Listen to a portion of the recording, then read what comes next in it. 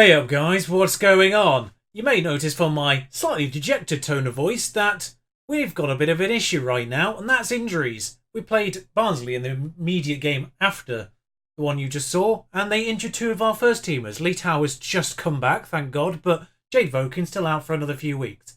That's annoying. Ebersbach's also just come back from his particular injury and immediately got a virus, because can't really even put that down as being injury prone. It's a virus. And then Richard Dean's out for this particular match as well, which isn't brilliant news because it means basically we'll run out of homegrown players. More on that after the intro.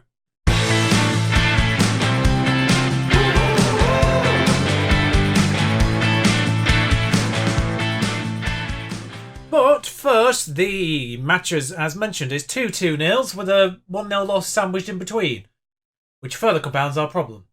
But yes, there's that one. Sabara and Lopez on that particular score sheet. Vokin's injured. Illich also took a brief knock, and Lee Tao took a knock in that one, of course, as well. Thankfully, he's back just in time. This is just after he's returned as well, let's not forget. Thankfully, Illich's was about 1 day, so we were fine on that one. And then Gardner Hitwood on his first actual proper start since returning from his age-old injury. Gets sent off after 5 minutes and we lose 1-0. Fine. Defensively, actually not too bad. 6.6 the worst on the defence. We played alright. We just had a man sent off. And then Mansfield 2-0. I'm going to show you the second goal because it's absolute bonkers. Hugh King with a 7.0. Still hasn't scored, but I'm going to persevere. Good news is, we're about a few days away from Lloyd South joining us. Of course, he won't do it in this particular episode. But for the Lincoln match, I can bring him back and play him in that one. Which is good news because it's 2 days after Oxford. Who organised these? They're third and first. But first, the nonsense that is the second Genie goal here. Heads out, heads in, heads in, heads out, heads in. In. I think it was 5 or 6 consecutive headers which ended up in the goal. They had 1 shot on target, 2 shots in total. Thor was in their side. He made the only chance. I completely didn't realise that Thor had been picked up by Mansfield. Maybe he could have done a job at this division after all. I let him go at the end of the year because I thought he wasn't up to scratch. He was on too much money for a backup player. But that details all the issues we have, basically, for our first team. Gardner Hickman suspended. Ebersbach out with a virus. Dean is doubtful. He's not playing. And Vokins is still out as well. So, 4 first-team players missing. Good. And we, despite being 5th versus 15th, we are away from home and not favourites. Because current table positions mean nothing, apparently. Now, one thing that does mean is I suspect that Nacelle is actually back. That's something I didn't even recognise. He's been briefly injured as well. So, Nacelle's back in the team. Thank God for that. He wasn't on the list, so good. Right. Sorted. That's 1 more player. And actually, it gives me another non-English player to put on the bench space. Which will be Illich himself, I think. One of the surplus strikers, I think, will come out of that particular bench. I had all 3 strikers on there because they're all homegrown. So we persevere with King up front. Maybe it's going to be one of those things like Lopez took him half a year to get going. Genie and Lee Tao on the wings. Nacelle, Sabara, Jalo, because Dean's not available for us. Feistal, Borges, Edgar and Clark on that back line. Tried to make Clark get a new contract. He would not budge any lower than 1.9 thousand. Which was really frustrating because I was only trying to get him down £100 a week. Because he was trying to force 10% upwards, so I wanted to make him 10% lower to start with. Would not go lower 1.9, so we may end up losing Clark at the end of the year because of that. A lot of people's contracts run out at the end of the year, but there was only really 2 I want to keep around, and that's Robertson, who has definitely done it, and Clark, who hasn't.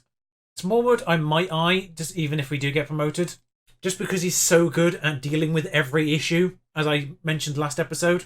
I'd actually say Avenge, apparently, so okay. Oh, they beat us at home, didn't they? Oh, no, they were the ones who scored the cross. I remember now. They're the ones who scored the fluke cross. That time doesn't seem to be ticking away. No, we are on fastest. Well, once again, folks, I've decided to bring you a match and I'm just watching the timer. How is everyone doing? Are we well? Are you well? I'm alright, I guess. Weather's bonkers, isn't it? I think we've had basically every form of weather today. Oh, hello, there's the highlight. Sorry, so let's focus. Edgar's, he's put it in the goal. There we are. Started with the corner, put it in the goal. All over within 3 seconds, that highlight. But it's a highlight nonetheless. We're focused now. 1-0 us. Nacelle, bam. Good corner from a guy who can't really take corners that well. The only reason he's actually on the corner itself is because he's short. Because he's meant to play it off as well to someone who can actually do crosses quite well. And he's the shortest player we have. That's why he's on the corner himself. Oh, well, there's the half-time whistle. I've no idea what that end of half highlight was all about. I suspect it's because there's literally no other highlights to talk about. Alright, so we say, room for improvement. I mean, we're winning, but that never really fails to get a response. So off we go again. Start the second half. Away we go. Back up to third. I forgot to mention, we did slip down a little bit thanks to that loss to Ipswich, who still are having the best of seasons. They might be in 14th, but they're still only 4 points above the relegation spots, which Forest Green have slipped into, I now notice. Well, this second half's vanished just the same way the first half did, and I've not really paid attention now. Lee Towan has 6.3. No one to replace him. By the way, you know how bad it's got when Ted Smith's on the bench. Illich can go there, of course. What am I talking about? No one to play Sabara, though. I guess Sabara can come on for Tijalo to save that potential penalty issue. Red card issue. 83 minutes gone. 84 minutes gone. Oh, they've got a corner. This isn't a repeat of what they did. We did to them. Williams. Still Williams. Across was to Sheaf. I feel like followed us up a division here. I vaguely remember him last year. Thomas. Ooh, that was close. And the only real highlight of note we've seen from Plymouth. Then again, we've only seen one from us as well. I won't bother with the third change because nothing else is happening. Fivestown was tied, but fine. 1-0, one highlight. That'll do. I mean, statistically, it was a good performance. There's just no real chances. Now, I'll give everyone the rest and hope they're okay for Oxford. Oh, I can't wait to bring Lloyd South back. Imagine sending the player who ends up being your best striker out on loan. I'm not gonna lie, I've scoured him purely because of his name. Well, I hope we don't need him. 2 to 3 days, but it means he's out for Oxford. And fourth choice goalkeeper? Go home, George. Enjoy the new year. Go home. We won't bother the little doctor with that one. It would require 3 other goalkeepers to get injured for that to be a problem. Just trying to work out why Oxford are regarded as favourites for this match, considering not too far behind them on this old list. We're ahead of them in this list by a point, in fairness. Form. That's what it is. They're on a bit of a streak. They have just lost. And we've only won the last 2 in the league. Before that, loss, draw, loss in the league. So that's what's happened. That's why they're favourites, despite the fact we're at home. That was the main thing. Really? You use the doctor because I might need you for Lincoln. Oh, good. It's a virus. He should be okay to play. By the way, I used Ruben van Gastel in a match recently. That's how bad the injuries got. I believe Oxford is game number 3 of Gardner Hickman's 3-game ban, so he won't be back for Lincoln, the team who injured him in the first place. So that's good news for him, at the very least. Not that you'll see it, because obviously we've already played Lincoln this year, and I don't want to do it again, despite the fact they're top now. So the team used for this one, of course, Genie out, Vokin's still out, and Gardner Hickman still suspended, but all the other injuries seem to have just about finished off. Illich not quite available, of course, but... so Eber's back basically tomorrow, although it says he can do 75 minutes. Which basically means, surprisingly, Shaonan is our best option for that left-hand side right now that isn't injured or suspended. Even ahead of Gonsalves, who is right-footed and can play winger positions. Curious. DK makes the bench despite only being available for a bit, I guess. But the team otherwise is actually reasonably fresh. So Feistamel, Borges, Edgar, Clark in defence. Dutra. Oh, Dean is back as well for Jarlo. There we are. Who can take over Smallwood's place on the bench because we do have an extra homegrown player again now. So that's fine. So yeah, Dean in the middle with Nacelle and Sabara, Shao Nan and Lee Tao in the winger positions out of nowhere, and King up front. Who may score? Who knows? At the very least, he has done assists, so it's not like he's been entirely useless. I've turned the form thing around into the actual team talk and said, let's raise to their level, shall we? Although, let's not lose this one at home like they just did. Because if we lose at home like now, we could slip out of that playoff positions. Clark now, though, has the ball. King will get on the end of this, I suspect. Otherwise, it's a kind of odd highlight. King, still King. Oh, he's been tackled from behind. That looks like it's a penalty. And the type of tackle it was, only a bookie. Really? He was clean through. Surely that's a red card. He's going to take the penalty. He scored the penalty. It's a goal. It counts. He's off to the corner flag. And doesn't even make that either. So that sums everything up really about Hugh King, doesn't it? Of course, he's immediately going to be replaced by Lloyd South next game because we're going to bring him back in. So good time for him to score because it was literally his last opportunity to do so in a starting role unless South gets injured. Of course, here we go. King now full of confidence from that penalty.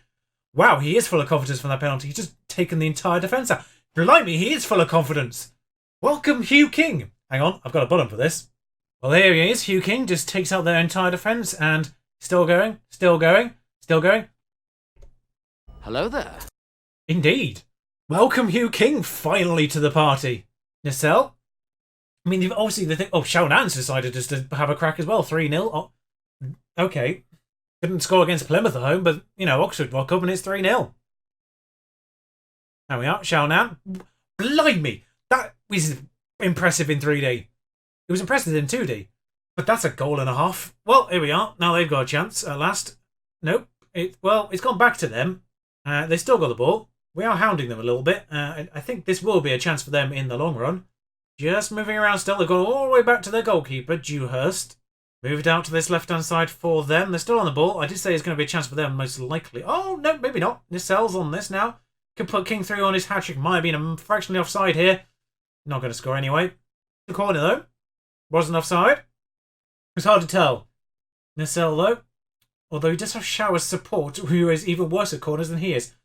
Crosses. Doesn't matter. Dean's put the corner in. 15 minutes played, folks.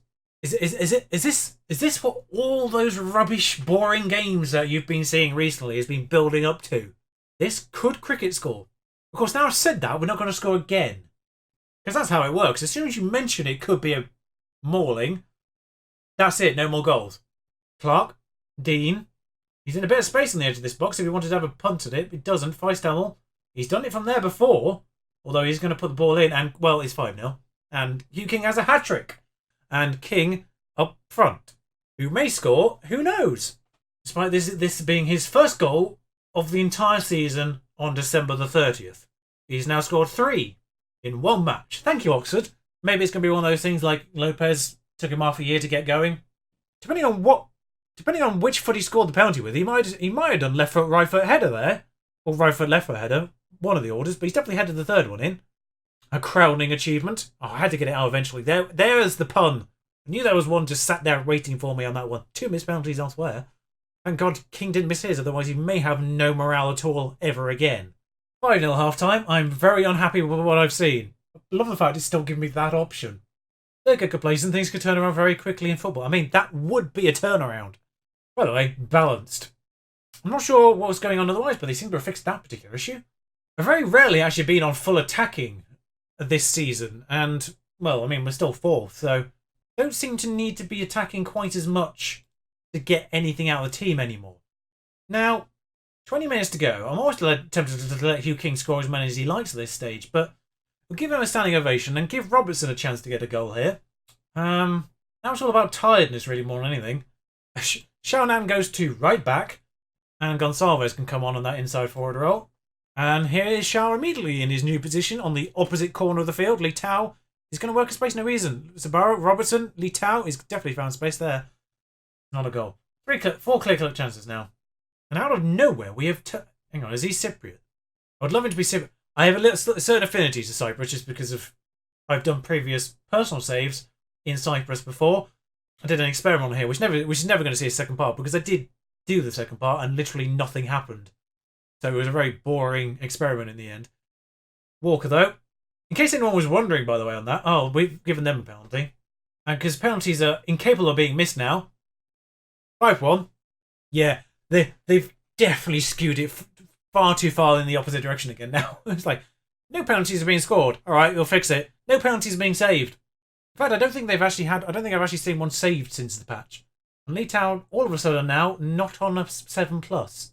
What's going on there? Oh, Illich isn't on the bench, of course, so Sabara can actually do that sort of all right.